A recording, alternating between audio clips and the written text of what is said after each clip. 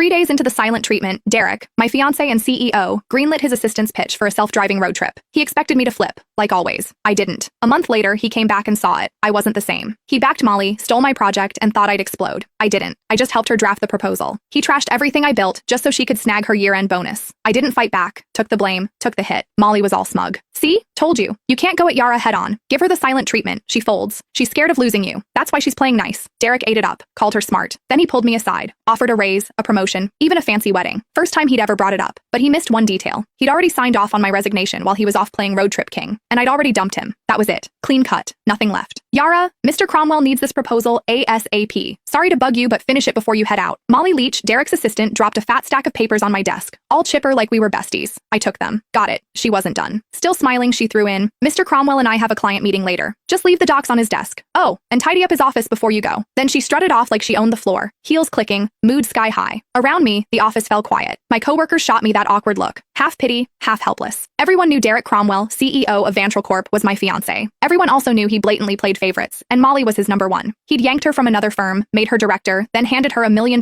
project I'd busted 2 months bringing in and prepping. When I pushed back, he called a team vote, thinking everyone would back him. Wrong. The whole team voted for me, except him. Molly got 1 vote. His. He lost it. Accused me of stirring up cliques. Didn't just take the project away. He demoted me in front of everyone and slashed the salaries of the people who'd backed me. Nobody dared speak up. Later, he apologized. Said didn't want it to look like favoritism. Claimed Molly might feel left out. I used to believe that crap. Now, it's a joke. Molly couldn't even keep up with our interns. Didn't want it to look like favoritism? Please. He was straight up playing favorites. Everyone saw it but him. I heard footsteps upstairs and looked up. Derek. He showed up at the stairwell, glanced my way, then walked out without saying a word. Changed into some casual suit. Even from here, I caught that cedar cologne. He never used to wear cologne. That one? Molly's gift. Yeah, he knew exactly what he was doing. He'd been pulling this kind of stuff for years. It started after I found their goodnight texts. Couldn't stay quiet. I confronted him. Derek said I was being petty. Then, like it proved some point, he used it as an excuse to make it official and moved Molly to work directly under him. The more upset I got, the harder he leaned in, dragging her to every social event, serving her food, even wiping her mouth at company dinners. When we fought, he'd ice me out. When I apologized, he'd round up his buddies to lecture me like I was some jealous mess. For a while, I actually blamed myself. Thought maybe I wasn't generous enough. Thought maybe that's why we ended up here. But on day 3 of one of his silent treatments, when I was too sick to even sit up and he still packed his bags for a trip with Molly, I gave up. That's when it hit me. He wasn't trying to be noble. He just used my pettiness as a shield so he could keep doing what he wanted without feeling guilty. Even if I hadn't caught those late-night chats, he would have just found another excuse to be with her. After their latest business trip, they were still grabbing dinner, drinks, playing tennis, same routine. But something between them had changed. I could feel it. Not that it mattered. 5 years together, and it was done. This whole mess had dragged on long enough. I was the last one in the office, finishing up the proposal. Checked my phone. Molly had been busy posting. Candlelit dinner at some fancy spot. 2 plates of steak.